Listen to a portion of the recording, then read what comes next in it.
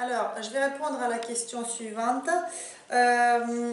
J'ai très souvent des migraines des fois, les douleurs ne passent pas même avec la prise des comprimés anti-inflammatoires, je suppose. La question était posée par Katagina. Et deuxième question que j'associe, parce qu'ils sont un peu liés, comment apprendre à l'organisme à manger le matin sans que j'ai forcément faim? Voilà. Alors, les migraines, dernièrement, on s'est rendu compte qu'une grande partie des migraines, presque 70% des migraines, sont d'origine digestive. La digestion, ça serait chez vous la première chose à contrôler. Comment vous allez le faire? Ça sera avoir la vidéo que j'ai fait sur une alimentation santé, sur une journée typique, comment il faut faire. Remettre sur la chronobiologie, puisque en fait le foie, c'est l'organe le plus chronobiologique qu'on a dans le corps. Donc ça veut dire qu'il va se réveiller le matin avec la lumière du soleil, et puis dès que la lumière s'en va, en fait, il va diminuer son activité digestive, il va se concentrer sur autre chose. Donc ça veut dire qu'en respectant en fait cet organe noble qu'on a dans le corps, vous allez plutôt éviter les migraines d'origine digestive, puisque lui il sera moins sollicité, donc il sera moins encombré. Et quand un foie il est ralenti dans son fonction, je parle de fonction, je parle d'une médecine fonctionnelle et biologique, ça veut dire que je ne parle pas d'un foie qui a une hépatite, qui est malade, tout ça, je parle d'un foie qui est plutôt ralenti, et qu'en fait quand on fait une analyse de sang il n'y a rien, mais en fait les gens ils vont me donner plein de symptômes cliniques qui sont présents, qui précèdent justement cet état de maladie. Ça s'appelle une médecine fonctionnelle, et c'est ce que je fais tous les jours. L'organe à se viser, c'est le foie, et ça sera plutôt la digestion chez vous.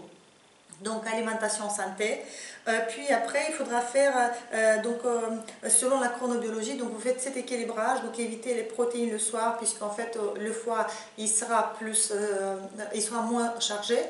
Et aussi, il faudra faire une espèce de... vous pouvez aussi faire des cures de drainage du foie. Donc ça veut dire le foie, on le détoxe et on le draine plutôt le soir. On a compris qu'en fait le soir, la détox est un peu plus efficace que le matin. Avec un repas qui est plutôt léger. Et dernièrement, en fait, il y a eu beaucoup d'études sur le jeûne. Sur le jeûne qui est séquentiel. Ce jeûne séquentiel, en fait, ça consiste au moins une fois ou deux fois par semaine à finir son dîner le soir, le finir à 18h. Et en fait, vous allez créer une période de jeûne à peu près de 15 heures. Ça veut dire que votre foie, il aura en fait dans la nuit une période où il n'aura aucun aliment qui va l'empêcher ou l'embêter. Et du coup, il pourra se auto-régénérer. Il fait vraiment le travail qui va le nettoyer, se auto-nettoyer. Donc il y a d'autres effets bénéfiques du jeûne, de ce type de jeûne-là. Donc ça veut dire qu'en mangeant ce qu'il faut dans la journée et plutôt en finissant le repas du soir, je suis d'accord que quand vous travaillez, c'est peut-être pas possible, mais vous avez quand même plutôt le dimanche soir, ça peut être intéressant de faire ça déjà en premièrement. Voilà.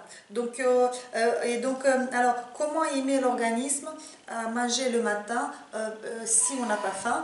Eh bien, justement, en travaillant sur le repas du soir. En travaillant sur le repas du soir, en fait, le foie il sera en période de jeûne pendant une plus grande partie de la nuit. Et en fait, le matin, quand vous allez vous réveiller, après 15 heures de jeûne, croyez-moi que vous allez avoir faim. Par contre, si vous mangez un bon repas bien consistant le soir, plutôt à 20h, et que le foie il va travailler encore, il a besoin de travailler encore plus le matin, c'est normal que vous n'avez pas faim. Et dans ce cas-là, il ne faut pas se forcer. Il faut travailler sur le petit déjeuner, sur le dîner le soir, léger, léger, léger. Et avec le temps, essayez de manger le matin et inverser cette chronobiologie qui est chez vous, il est inversé. Comme la plupart des gens d'ailleurs. Voilà.